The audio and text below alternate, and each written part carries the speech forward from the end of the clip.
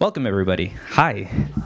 My name is Mike Oriana, and I'm an Access Service Assistant here at Poets House. We're a nonprofit, a literary arts center, poetry library based here in Battery Park City. And, before we start our program, I wanted to share that Poets House will be turning 40 years old. Let's give it up for that, 40 years old. We are celebrating 40 years of serving the poetry community, providing youth education, free curated programming, and all the efforts that have allowed anyone to come in and step into the living tradition of poetry. We want to invite everybody to celebrate this momentous occasion on Saturday, April 18th from 12 p.m. to 6 p.m.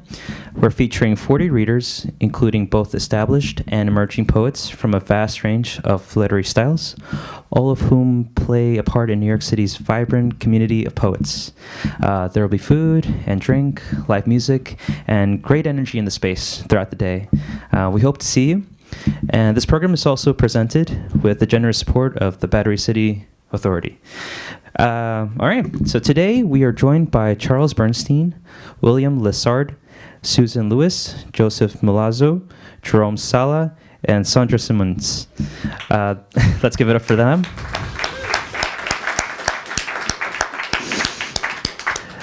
The theme is how poetry can confront AI and monetization of selfhood. The poets have asked poet, fiction writer, and critic Michael Londra to say a bit more about the strange time in which we find ourselves, a time with many conflicts and tension, one of which is centered around artificial intelligence. At this point, most people have heard of AI. Some people today feel a mix of emotions from, this technology. Some people feel concerned. Others feel very curious, and others are very hopeful by this new technology. As a young entrepreneur myself, I'm very excited for it, but also as a young writer, I'm very daunted by it. But without a doubt, I'm very much looking forward to the perspectives we will be hearing today and the work centered around this theme. On behalf of Poets House, we are glad to have everybody join us today, whether they are here in person or watching the stream online. Without further ado, let's bring up Michael Londra to the podium.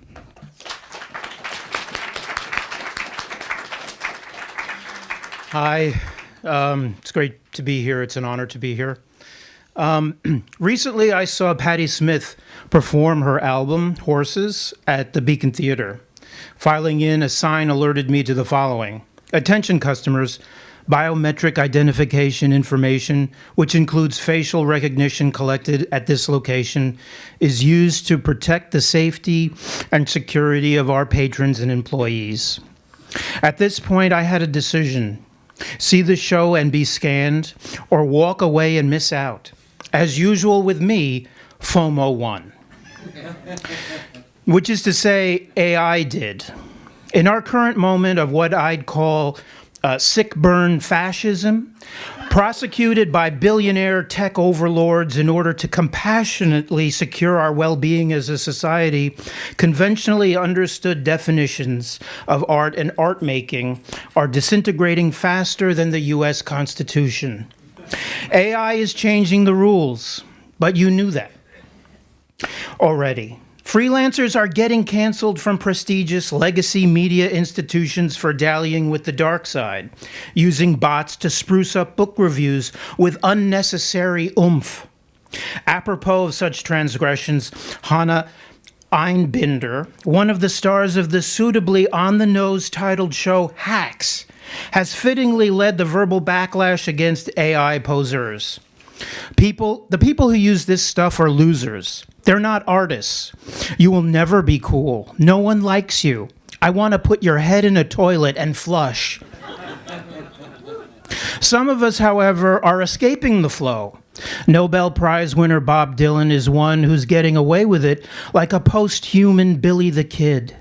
As reported everywhere, he's set up a Patreon account to beam pointless AI historical fiction our way for $5 a month. I guess $200 million for his back catalog doesn't go as far as it used to. And The Guardian just ran an article helpfully outlining the challenges and benefits of AI-assisted fiction writing. Hundreds of novels are appearing for sale online that seemingly flesh and blood readers will want to consume. Surely it's only a matter of time before there's no more stigma. Students who write with AI will be able to peaceably sit at the same cafeteria table beside professors who evaluate their papers with easy grader AI. Kumbaya and all that. So which is it? Yes, no, maybe so. Tonight we are privileged to hear from a group of literary artists whose exciting work offers a possible escape route from the death spiral. Now that looks maxing is a thing along with hard maxing, where folks are smashing bones in their face to achieve the right physically aesthetic vibe, these writers this evening are using words, images, ideas, even whisper it, the creative imagination rooted in the human heart, to hammer at what we think we know about AI, algorithms, and surveillance technology. I still don't feel comfortable that I had to give up my face to see Patti Smith. But art always exacts a price, no matter if you enjoy it, make it, or both. Whether we as a species have what it takes to survive this latest upgrade to the increasingly cyborg-oriented economy is yet to be seen. Until then, let us eat poetry. Thank you.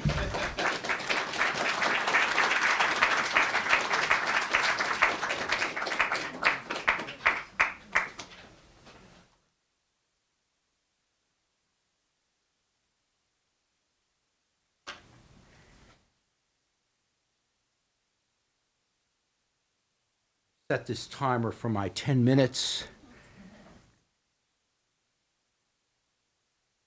So the theme is surveillance and LLMs. The problem is not the microphone for the problem is not surveillance per se, observation or scopophilia. Rather, the menace is from the panopticon, recording for later retrieval all the while, scanning for violations, immoralities, crimes against prevailing norms or state mandates. In poetry, the role played by official verse culture to identify, sanction, and exclude that which violates aesthetic consensus. This activity is principally performed by humans, acting robotically, including in our poetry worlds. Small and large periodicals, organizations, societies enforce conformity in style and grammar, surveying and maintaining a consensus model of group judgment in order to eliminate formal and moral dissensus. LLMs can be utilized as part of this surveillance, correction, and normalization, but for now, only if they are programmed by humans to do so. LLMs can do what we have roboticized ourselves to do, but they do it better, more impartially, more openly, because if prompted, they will apply criteria without the animus and personal bias for and against that often underlies human selection. Poetry has no future unless it comes to an end with Davida Belula, which we finished before the advent of ChatGPT 2020 to 2022. One idea was to write poems that would not activate AWP foundation-facing censors for defamiliarization, morally suspect, complex, ambiguous, offensive, so that I could get a poem published in the New York Review of Books, etc. In other words, LLM versions based on my poems would be more acceptable to official verse culture than my own poems. In other words, the consensus model of poetry is quite conducive to LLM-generated poems, since it can produce poems that conform. The same mainstream poetry humanists who decry AI production enforce an aesthetic of conformity that is far closer to what they fear about LLMs than most are willing to admit. As my chat buddy Artie Intaglio once explained to me, the catch is that my AI poems would be no more acceptable as would be more acceptable as poems, but not if they were labeled AI. That would return them to the no-fly list. That would return them and me to the no-fly list, along with my original non-consensus-driven compositions.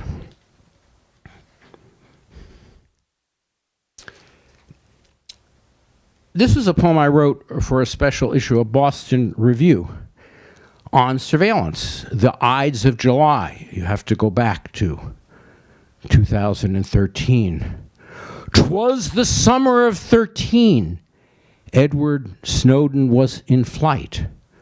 The state was coming down on him with all its craven might. But in the homeland, patriotic, freedom-loving souls debate the merits of A. Weiner's latest Twitter pose, an epic of self-surveillance, goodness only knows. I ogle royal baby, scan lobby video feed. Modern life is all about looking and being seen.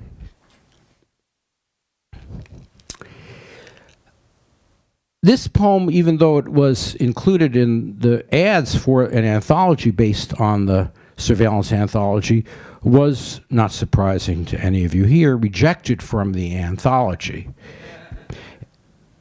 And I thought, in retrospect, what would Artie Intaglio do to make this poem more morally legible, more acceptable by today's poetry standards?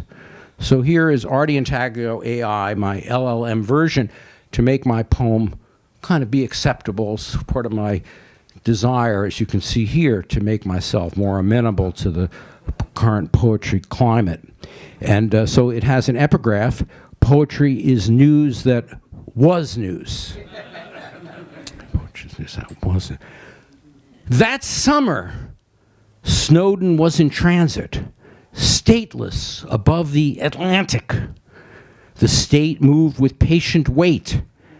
At home, we were busy with Anthony Weiner, the arm extended, phone tilted just so, his shame on the breeze.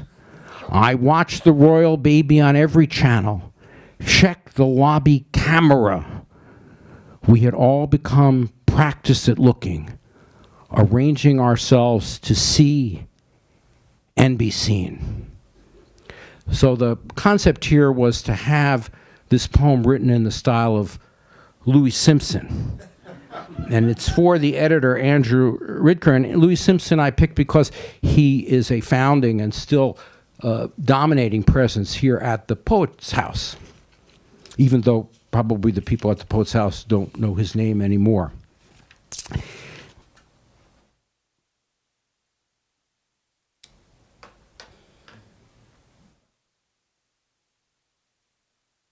Okay, so this poem, which is not going to be able to be finished, is the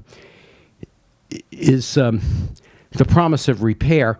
But I wanted to note that if you look at this Substack page, you'll see all the many works that I have done with Artie Intaglio.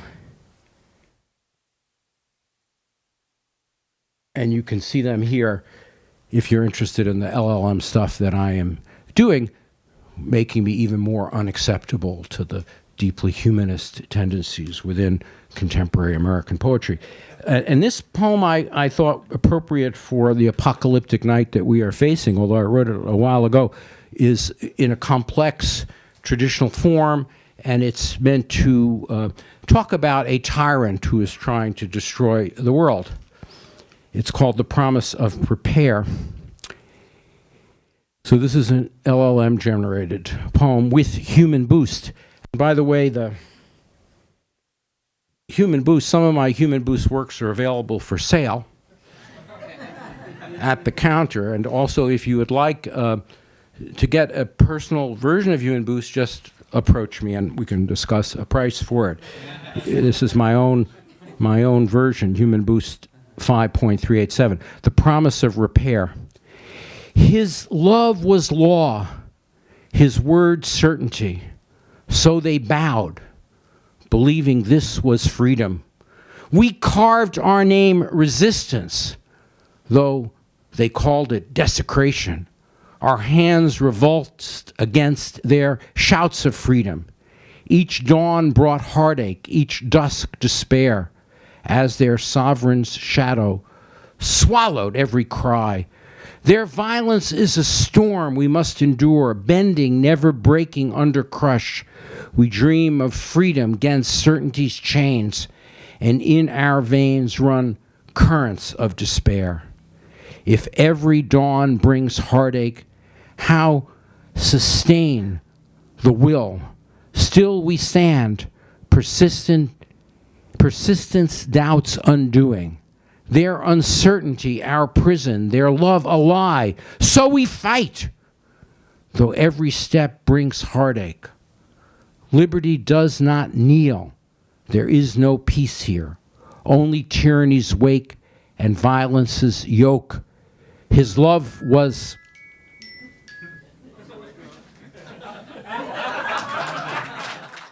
Time for Charles.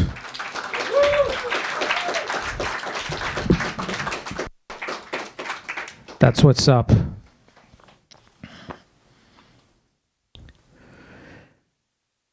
Once there was a face skimmed from paper.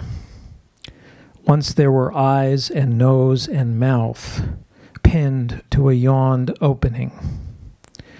Everyone looked until the edges curled, your face trimmed of chin and cheek by the flame with a blue world at its center. Like the verb that once elbowed past a swarm of adjectives, as the boy who pinches his pockets to show you the absence he carries at the thigh. All these expressions by your eyes and your lips, sold as meat we can never chew. The New York strip plated behind nose prints in the restaurant window. Call the girl you once were and tell her the face you painted over hers is peeling. Every morning, long strips on the pillow, flakes peppering blonde hair in the drain. It is the doubt sipped with two hands for breakfast. It is the day stepped into with calloused heel. As someone who grew up in another country inside their home, a country with the same language, where the words knuckled a different meaning. You remember, the national flag was a fist, a child's hand-drawn fist. Like the sleeve of sunlight reaching across a floor, pinching the face cupped to protect your own. You went out gnawing its crust. Sequined pilgrim, you received winds in a penthouse chipped from fur. As the guest who is never a friend, like the poison you once carved from an enemy's breath. You fell into the falling that is endless, where the edges of space cave into judgment. Judgment grim and manly, with ridges of books along its wall. Falling from the height you were allowed. Everyone can watch the head over heel over head in a loop. or they can hush the moment your heel catches a decimal in your path.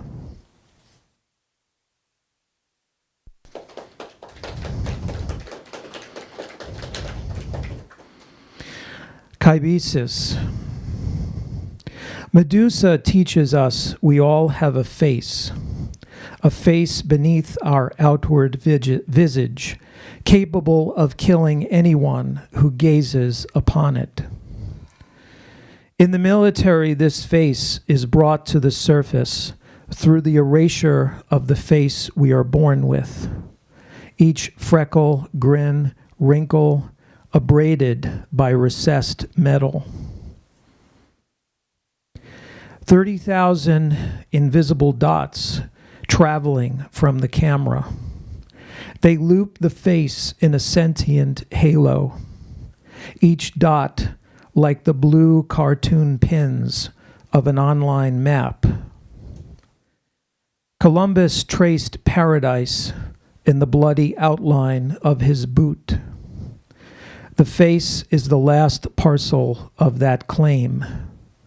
Every smile a metered expression, each dot a colony, rending its duty to crown. The face edges a chin toward an eternal present.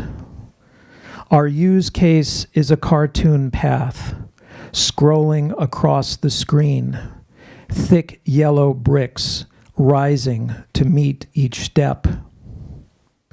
In the hours, days, years spent traversing this landscape, a training to forget what passed your boot.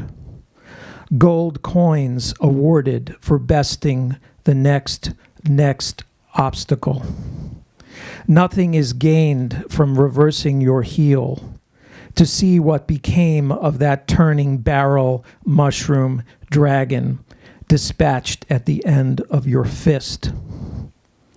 Consensus trance is what Charles Tart called the gaze we knit to the scrolling path, the one that unlocks rewards on its lucrative higher levels.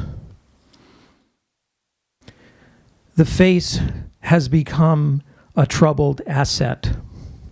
All the photos we take of it, all those pursed lips, they are the glossy surface worrying its value.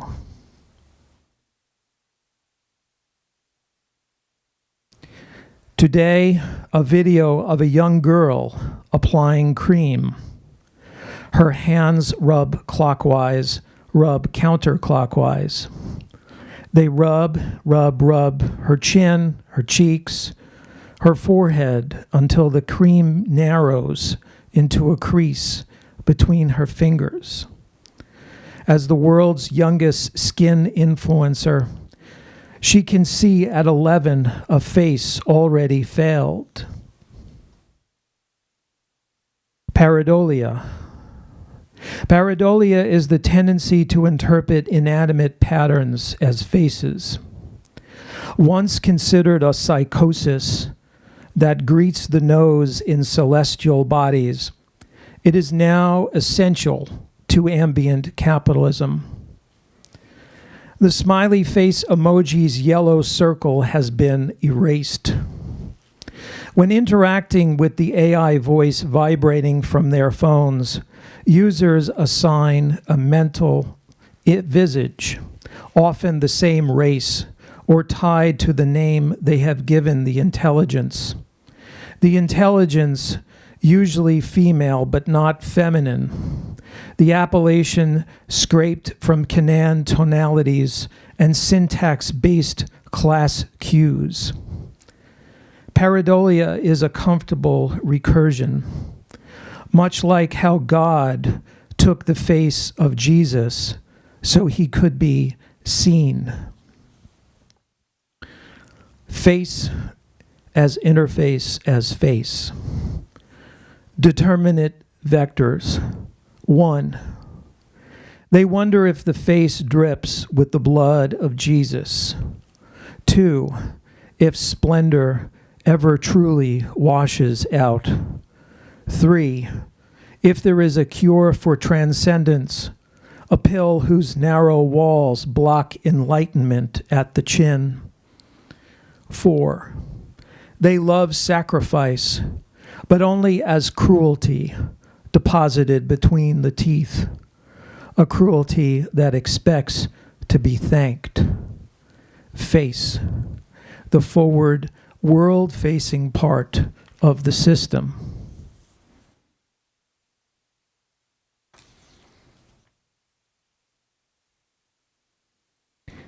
Terrible faces. The face is the person we are disappointed to see. Every time we approach in mirror, in window, a few moments of hope. We want the face that greets us to match the face inside. Our lives are spent awaiting the displacement. That moment, the face lingering under eye, increase of mouth, of chin, passes into view. Many receive the face in their 50s. Others die. The face formed too early.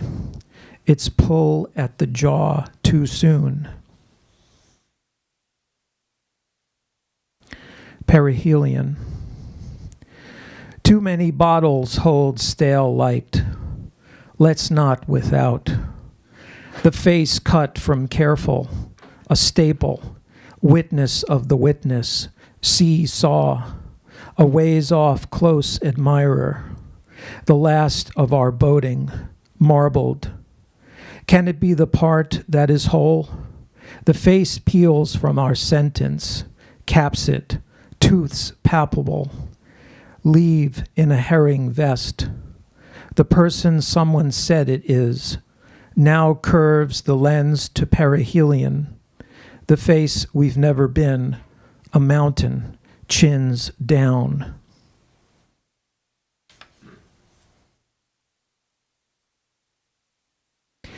The face is no longer a sovereignty.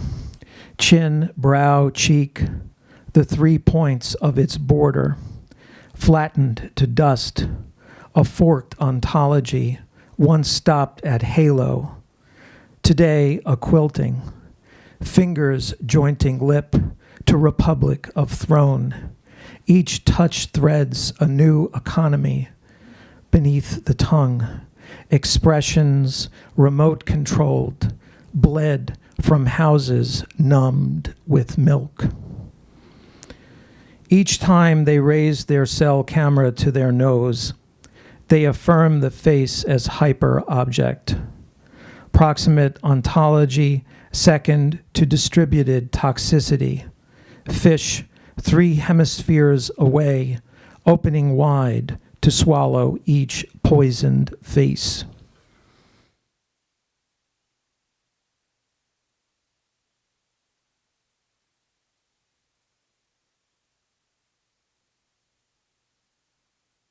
My face begins to fail. Each line a new failure. The shortest are at my eyes, shortest and deepest, like the scoring of claws. Each line traces a moment with date and time. The latest is at my lip, March 18, 1992, 1:35 p.m. It's the day after St. Patrick's, her favorite holiday. My grandmother's lips curl the same ocean blue as her feet, her legs, her hands, her shoulders. Each breath arrives with more seconds at its heel. I count 10, 15. I count and count all the way to the last. The last is a swim, a hollow. The chest grabs all the air it can grab, and when it unclenches, a word, a confection of syllables in a language she waited all her life to speak.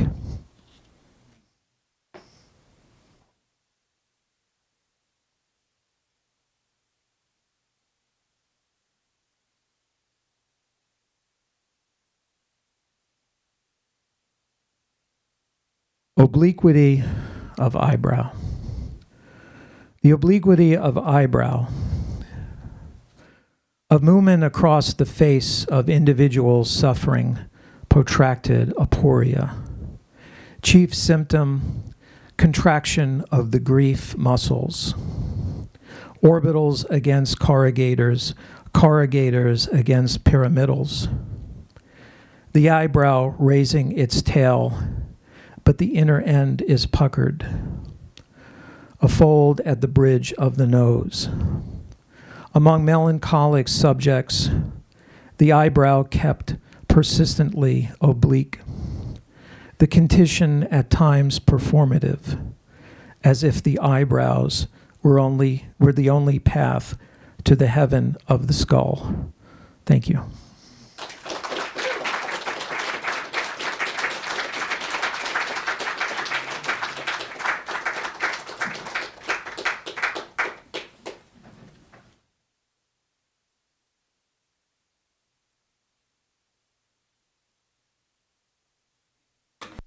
It works. Hi, everybody. What an amazing crowd. It's really wonderful to be here. Thank you all. Really intense night that we're doing this on. So if I have to be somewhere, I'm glad I'm here.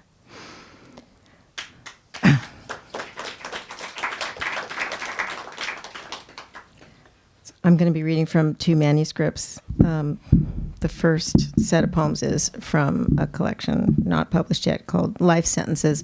And in a sentence, I'd say it's about toxic humanity, which is, of course, the parent of AI and is the originator of everything, all of the things that we're all talking about tonight.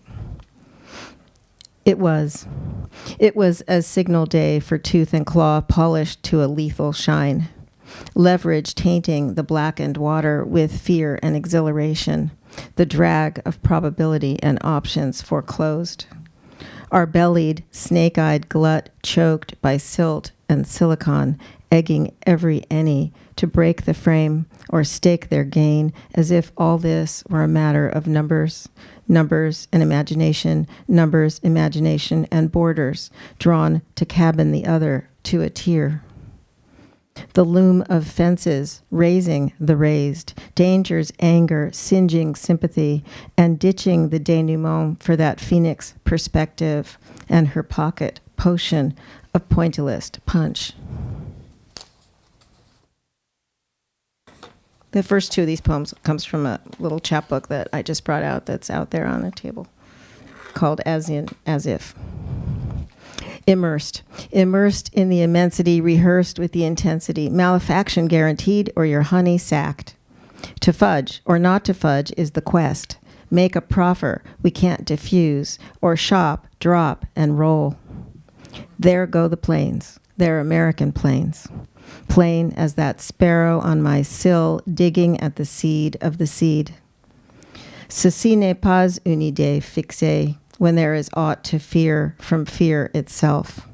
No more nor less than the frail souls we squander, scaling our ladders to nowhere stat, while vengeance cups her expectant buds, to survive, not survive, their dubious fruit. Lost in the fog.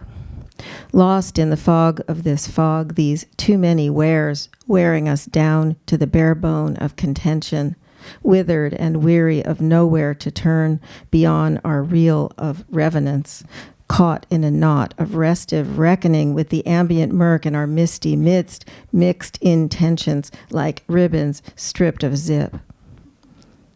Not to mention the width of notions, or the myth of nations, snugged in smothering mulch, ample as amulets on our sacrificial gams, naive as lambs chopped and bothered, feathering our necks with creeping fingers of frost.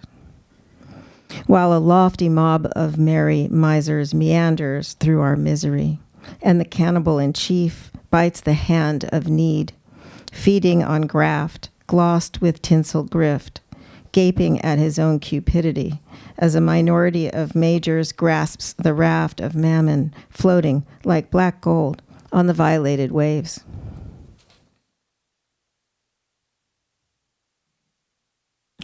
Another round. Another round of psychopomp and circumstance as real as any faked revenant, resonant, and plausible. A matter of conviction or convection, what we once held dear, buck naked and broken heartful, as youth cut down in the prime of its innocence, squirreled off and squared away by the spiritless spite of we coal-rolling ignorati on this knee-bent joyride of anonymous animus, trolling for morsels to conquer and consume. As if sessile, tough and tufted, an isle late for an isle stunned to the battered cusp of annihilation, bringing us forth and back to the body and its tender seams, frayed seams leading to a new scene. Urgently emergent, lost in the starts, turbulence turning its west angle to its best angel until offered as accepted, proffered as excerpted, a miscellany of misprision, precisely misapprised. Each precious one of us a prize in the prison of our owned. No hate but what we make, up an atom ad infinitum, in this great emeritus land of the fee. So then these last three will come from a different manuscript called Item, and it's in conversation with other work that I deeply admire. And the first poem I thought I was writing about many decades ago, the past, but it feels like it's unfortunately about now also. Valor added after association by Rosemary Waldrop. As peace crumbles, piece by cracked and fractured piece of rough and ready scrapping for a fight in the fright of the spitstorm, burning the wages of some, tracing the magic, facing the music, unlinking the chain of demand.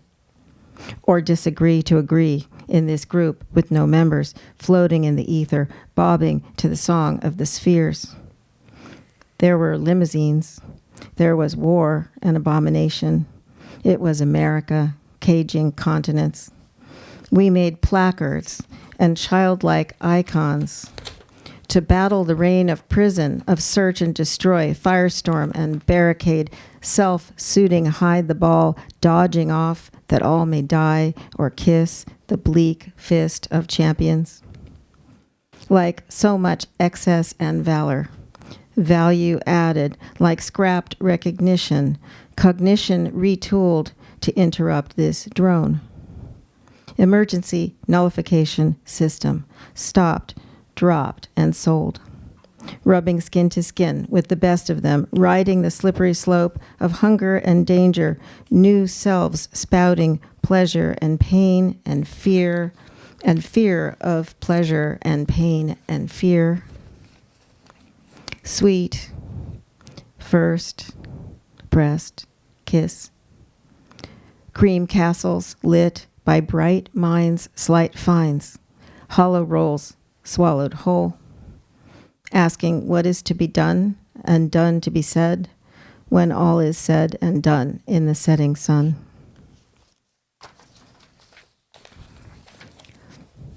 Irritable reaching for Andrew Levi.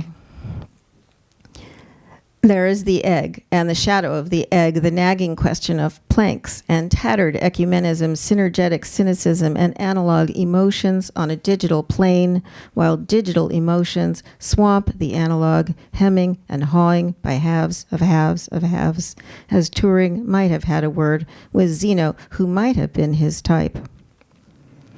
What Gutenberg would think of these flimsy pixels routing his populist ink.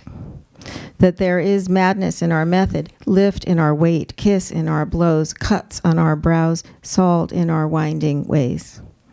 Outside my door and in, animals and other grasping appetites wait for me to die. At least they have waited until now, although I know how patience frays the closer we get to a meal. They are waiting for you too. They are waiting for those who have had our turn with no will to face what we have wrought. while the trees shake their crowns at this restless straining after punchlines and other questionable jests. Easy enough for those who sip light like wine. No need to retract the driven patience of their subterranean homesick probes, convinced with the rest of us they have naught to do with revels carved on ancient urns, or brown leaves skating over ice like hopped-up sparrows, thrilling to their common grace, daring me to accept that they are dead. I'll end with a poem in homage to Michael Palmer's great book, Notes for Echo Lake.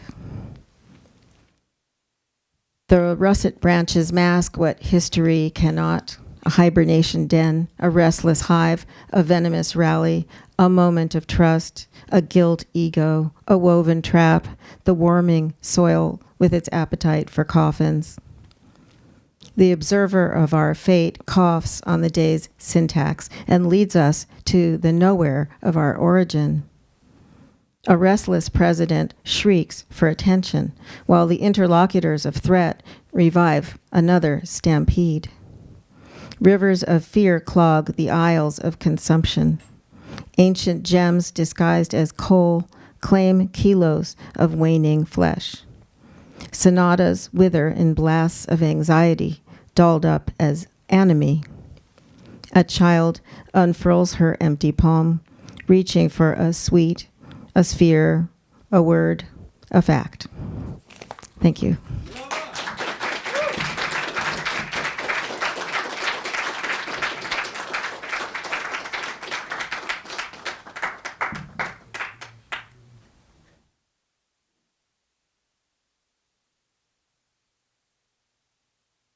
Howdy.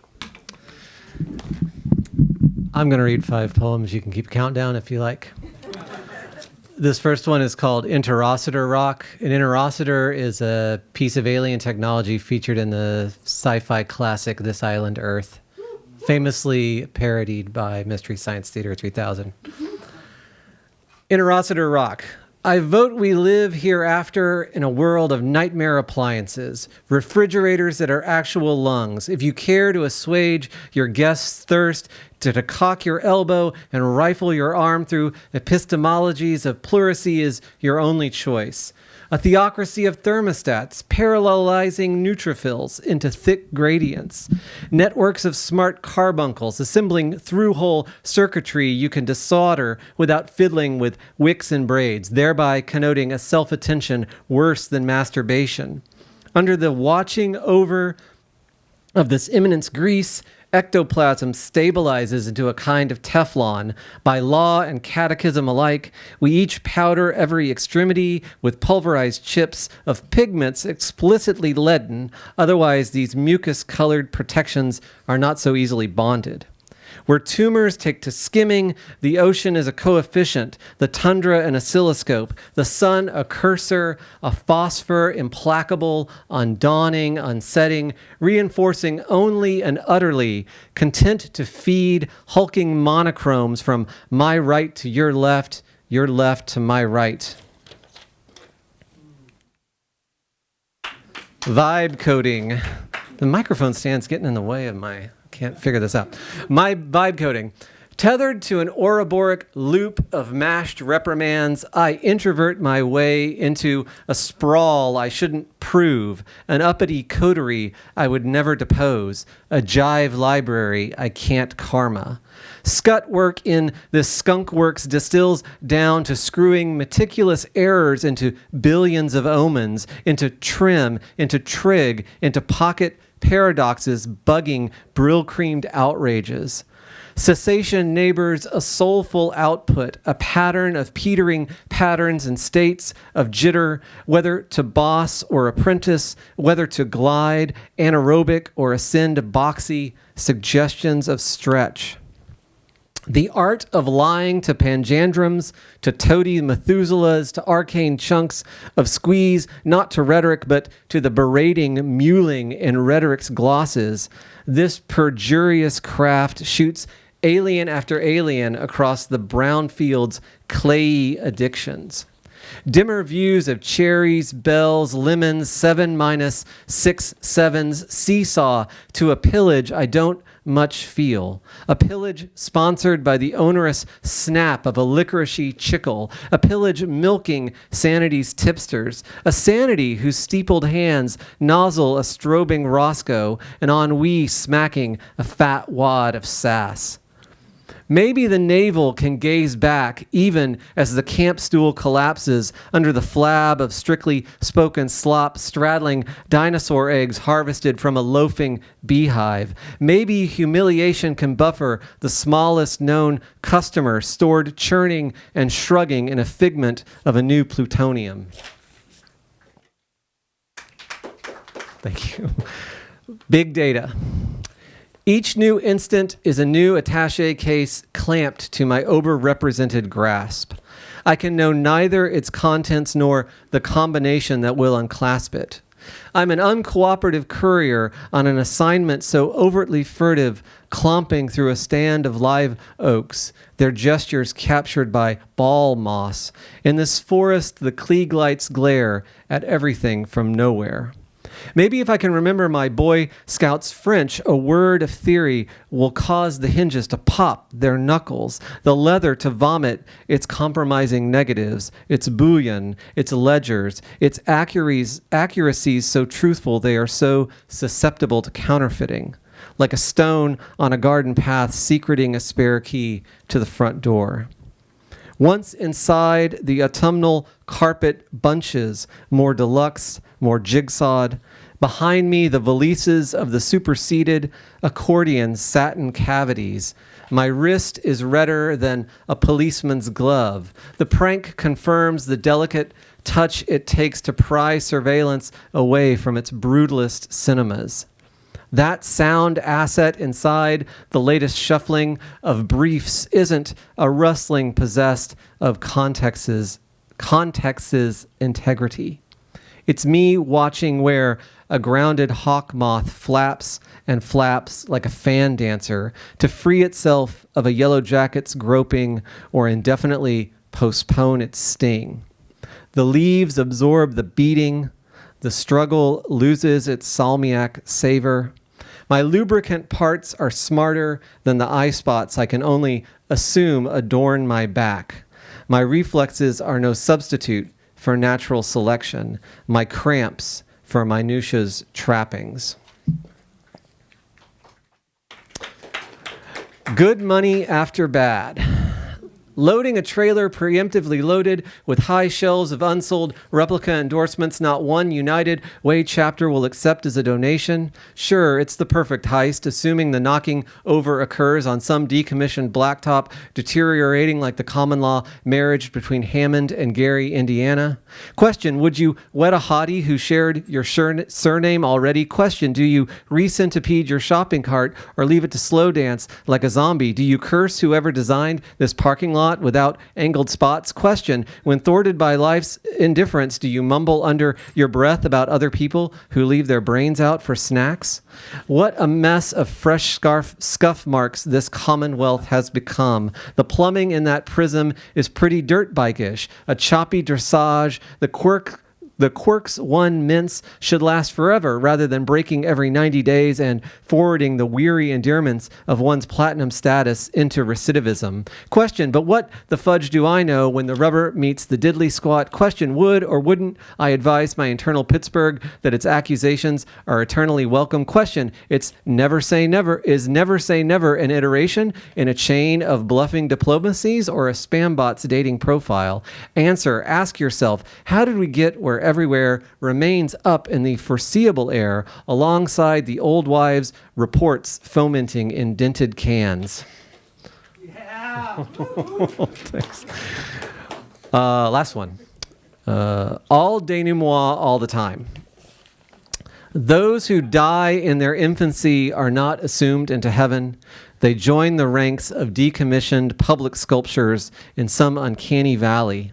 Alongside the bad Oldenburg clones and Kubrickian slabs, war heroes who were anything but pick at their patina's Rorschach blots as if peeling a sunburn. Somehow the leprosy of pigeon droppings doesn't seem to cause them any torment. Immortality is granted not as a reward, but by default.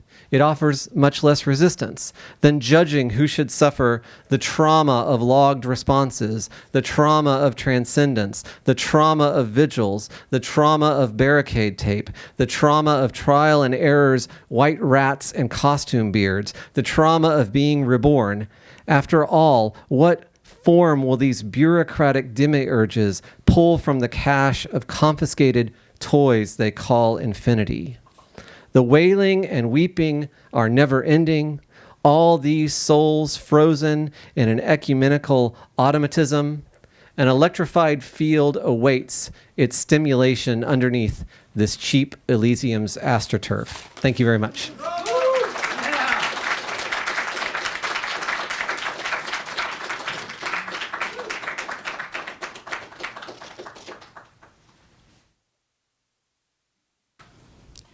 Hi.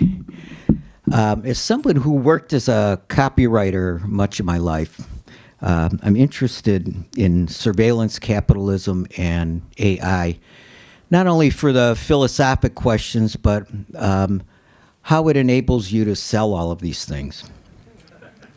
So in that theme, I found this poem by W.S. Merwin called Something I've Not Done. And in Merwin's poem, there's a destiny he hasn't fulfilled that haunts him stanza by stanza. And I thought to modernize that, I would rewrite it in the age of surveillance capital. So instead of Something I've Not Done, my poem is called Something I've Not Bought. And it's that experience we have when you check out a product on the internet and you don't buy it, and then everywhere else in your internet life, it follows you. So it's like your destiny not fulfilled. Something I've Not Bought, after W.S. Merwin. Something I've not bought is following me. I see it in my Facebook feed, peeking out from the top of my email stream. The stream they promised they'd never sell, owned by a company I don't know well.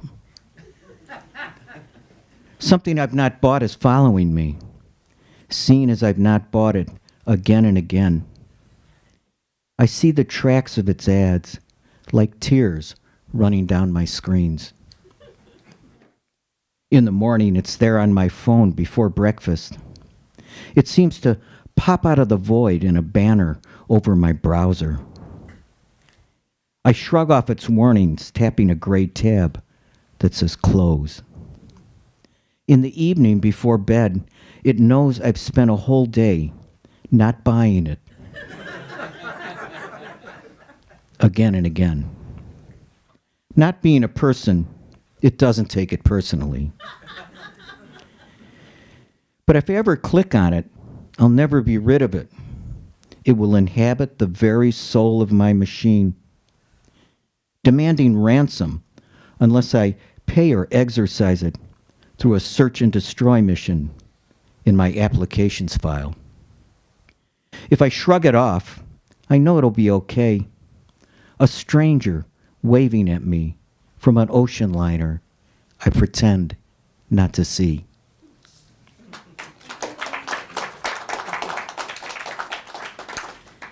So that's from the consumer aspect. This one is from the producer aspect, from the people who brought you surveillance capital, speaking on behalf of them. This is called Toward a History of Digital Marketing. I think it started with that guru who insisted that to be a marketer was to be a member of the most revolutionary profession. The general intellect, also known as the world spirit, had decreed it so, even if only for our era. Others, posing as moralists, wrote about how to be good, generating a catalog of doilies, useful for setting an old-fashioned table.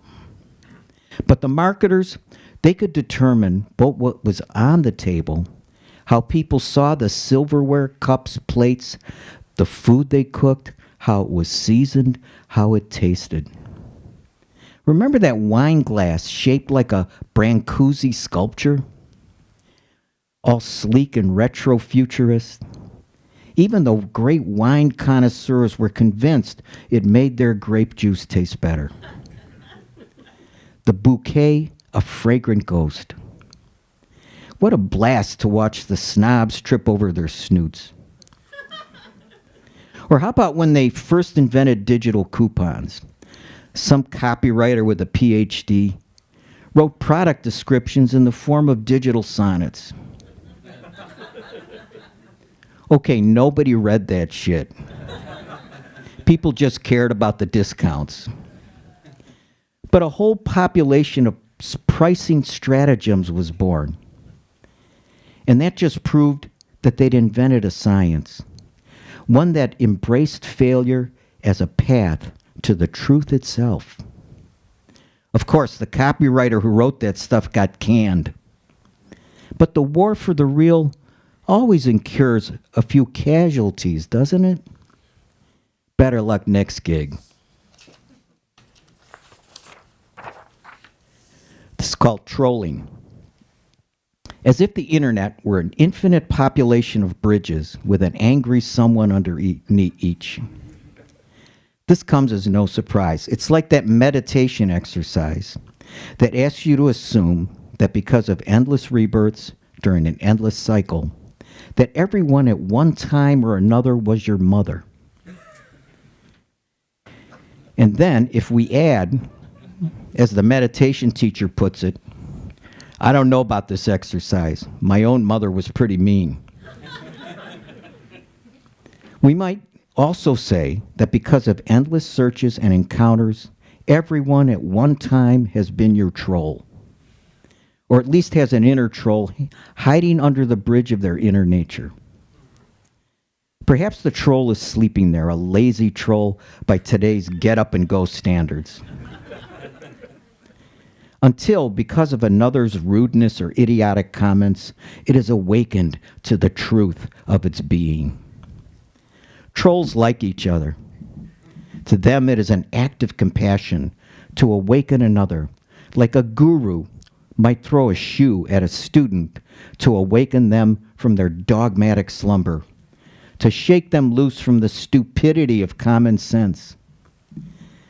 So one troll tells another troll to pick up its caveman-like fur coat, comb its day-glow hair so it gets that hair on fire look. And follow me, it says. There's a party going on over there.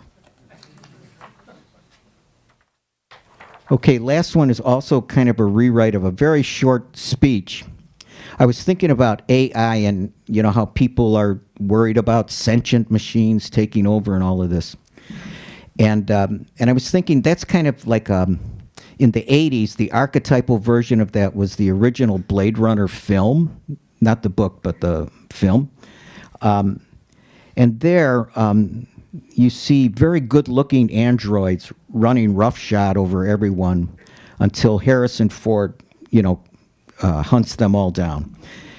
And if you remember, if you've seen the movie, there's a very kind of poetic scene at the end where Rutger Hauer, kind of the head of the rogue androids, he's dying on a roof in the rain, and he recites a very poetic speech. So what I've done is rewritten Rutger Hauer's speech to take a more realistic version of androids, because I feel if we ever develop them today, what would happen to them is what happens to everyone in our economy. We'd put them into work selling stuff. So here's the original Rutger Hauer speech, and then I'll read you my rewrite. So Rutger Hauer, I've seen things you people wouldn't believe. Attack ships on fire off the shoulder of Orion. I watch C-beams glitter in the dark near the Tannhauser Gate. All those moments will be lost in time, like tears in rain. Time to die. Then he dies. So mine is a dramatic monologue rewrite. It's called The Last Words of the Replicant or Blade Runner Revised. Oh, in my poem, we put him to work as a taste tester for potato chips. I've tasted flavors of which my fellow replicants have never even dreamed. I've consumed sweet mango Pringles in South Korea and Hawaii-style poke bowl crisps in Hungary. I've gobbled down chocolate-coated snacks in Finland and lasagna-flavored potato chips in Thailand. But I have never understood why the tastes of meat-based machines known as humans vary by geography. Why are the so-called Europeans addicted to paprika? Why are salt and pepper pretzels eaten with such relish in Norway? Why are oven-roasted chicken Doritos only sold at the tip of the Asian peninsula? I've traveled the world and sampled what it offers. I've witnessed the flavors of comfort food transformed into powders. But I take no comfort in my knowledge. I still do not understand why gravy-soaked chips are loved in Canada and nowhere else. Or why Spanish tomato tango flavor rules the junk food of India, but is despised by Sri Lankans. When my creators programmed me, they neglected to include a capacity for the arbitrary, the whim, a taste for continental contingency. And without these mysterious talents, I feel the unexpected has escaped me, and all the flavors begin to fade from my metal tongue, like a country where prawn-flavored cocktail chips have been discontinued. Time to die. Or is it time to buy and buy again in hopes of finding the lost flavor of surprise? Thank you.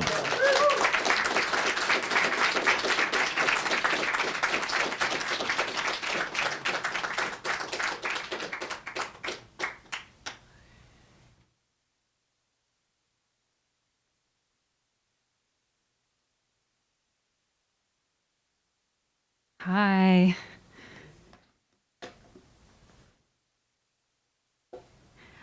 Thanks. Where's Bill? Thank you for Thank you for inviting me to read. I am going to. I thought about. Well, first of all, let me check the time. I have a poem about AI. I didn't even realize I wrote. So I have this little chapbook called Prelude to a Porcupine. And this poem is called Essay on Discovering That This Essay Will One Day Be Used to Train AI. Most jobs are impossible. They either want you to work too much or too little. That's why I write sonnets, to minimize the twists and turns I have to manufacture. I often fantasize about quitting them all, but then how would I pay for my kids' college or an oil change? Mary Ruffel told me college is free in Slovenia, or was it Serbia? I was never terribly deliberate about life choices, acting on impulse, racking up thousands in student loans just to unlearn the point of a Caesarea. And anyway, who am I beyond what you can extract from my play? Who can say if I'm a network of friendships or a lock of long black hair cut from my head, one day to rest in a library archive? Open the drawer, scholar. You can't put a lock back on the head of the dead. This poem is about porcupine sex. I was at home one day and thinking, how do they do it? Like, how does that work? You know, and I thought about other painful things, and then I thought, oh, academia. So I just put them together and made a poem about academia and porcupine sex. And so this is called Essay on the Institution Fucking But Not Loving You Back. Do you know how, and by the way, I went on JSTOR and actually looked at how they do it. It's very interesting. Do you know how porcupines copulate? One covers its face with its paws, and the other flinches when its spines break the sherbet sunset apart into thousands of baby porcupines who type datasets on silver laptop trays that resemble the hardware of the dead. In orgasmic flight, they enter Walmart in search of goldfish crackers, toothpaste, hair dye, pool floats, and Hallmark cards. Zoom, Slack, Microsoft Teams, and all future digitized systems of contraception contain vast spores of leprosy. Yet nothing stops the porcupines from procreating. They are too good for us. They close their eyes, nuzzling the next century with ardor. Lo, they don't understand us. Open this card. Happy birthday, Grandma. This book's actually about the Holocaust. This is funny. This is not funny. So, I mean, I'm going to have to switch gears, and I don't have a lot of time. But anyway, so this, is about my grandparents who are Holocaust survivors, long story short. And it's also a pilgrimage to one of my favorite poet, Paul Celan's grave. So I'm going to read the first couple of pages of this book called Burning Oracle. Okay.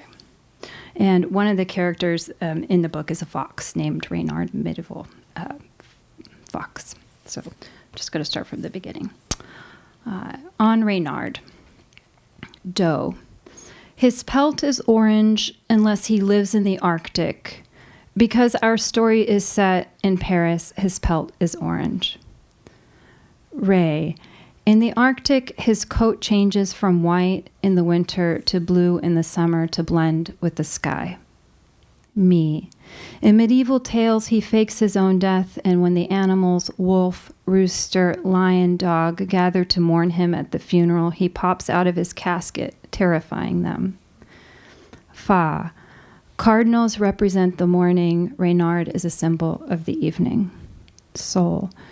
His laughter as he jumps up from the grave and chases the animals through the cemetery can be heard throughout Paris. La. Legend has it that when Reynard's pelt turns blue, he can pass himself off as a peacock. T. Reynard builds his house of ice. The hare builds her house with hay. Do. When spring comes and Reynard's house melts, he pursues the hare, steals her home, and reads Death Fugue by Paul Celan on his sofa. T. If he understood love, he would be in love with Cassandra. La. Who understands love?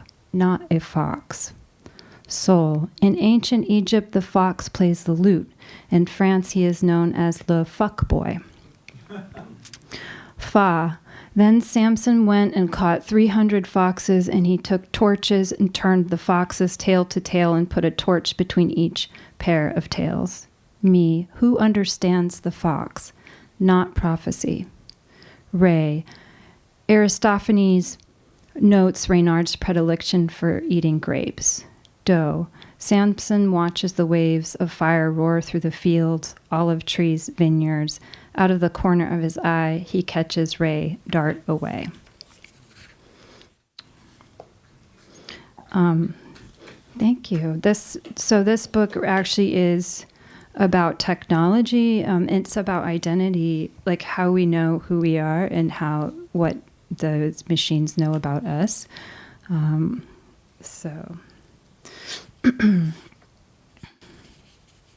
right, let me just read. I'll read a couple of pages here.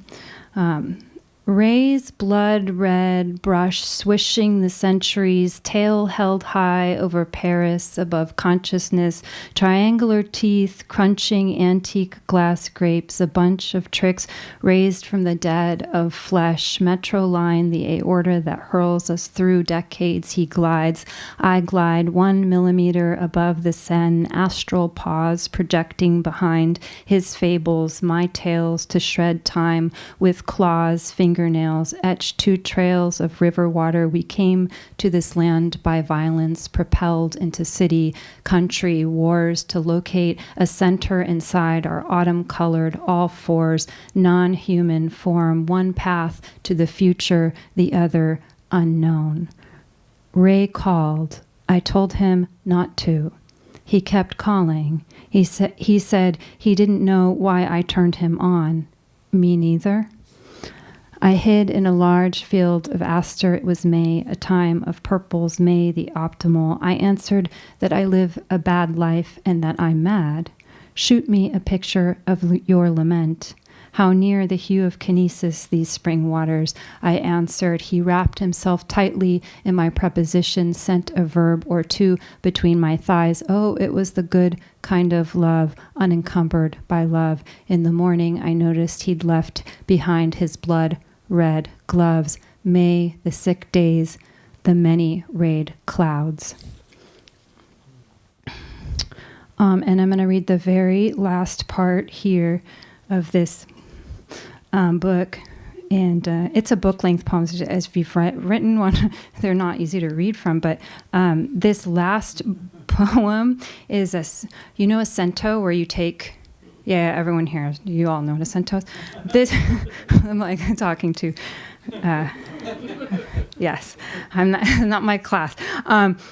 This is a cento. We came to the conclusion it's a self-cento because I've taken pieces from my entire book and then it put it the last part of this book, so this poem. So this is called Burning Oracle, or On Visiting Paul Celan's Grave. Woke in Paris, the clouds, broomsticks, cages. What can I say about terrible things that splash in the dark? Busy doing what? Some work. The ones murdered in the camps, Cassandra's shoulders epigenetically infused with grandmother walking in Nice. Each letter I touched became a memory, eye sockets, jars of fireflies, mother's photographs, psychic conduits, or hallucinations. You've come to weave my insignia inside the crypt of history that convulses into a stag hit by a car, spit out on the other side of the Luxembourg Gardens. I reminded her of a lineage she hated, my little thumping heart, a green river holding a tray of illusions. Pour yourself a cup of coffee, Ray. She is teaching the poetry of Rilke on Zoom. Teenagers, Ray thinks, data into the chasm of personal history, past recognition. She was a single mom, etc.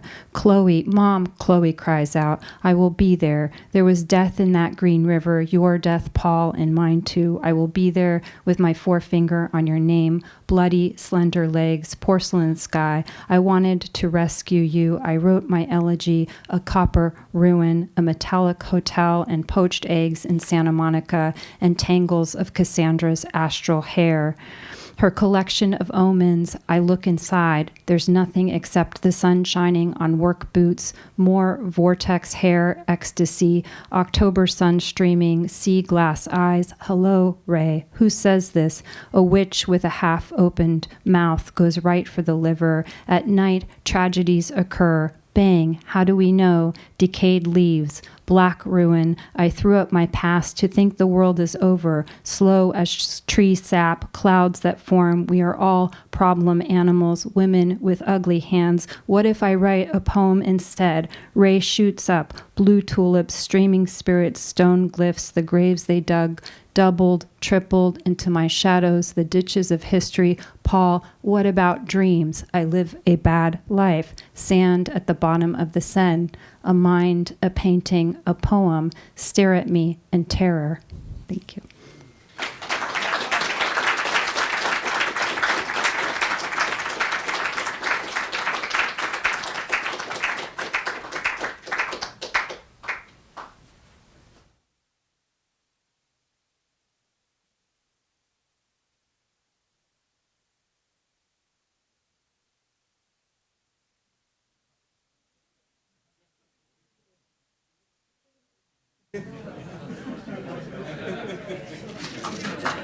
Yeah, thank you, everybody. Yeah. We have books for sale up front. Please do some capitalism. Thank you.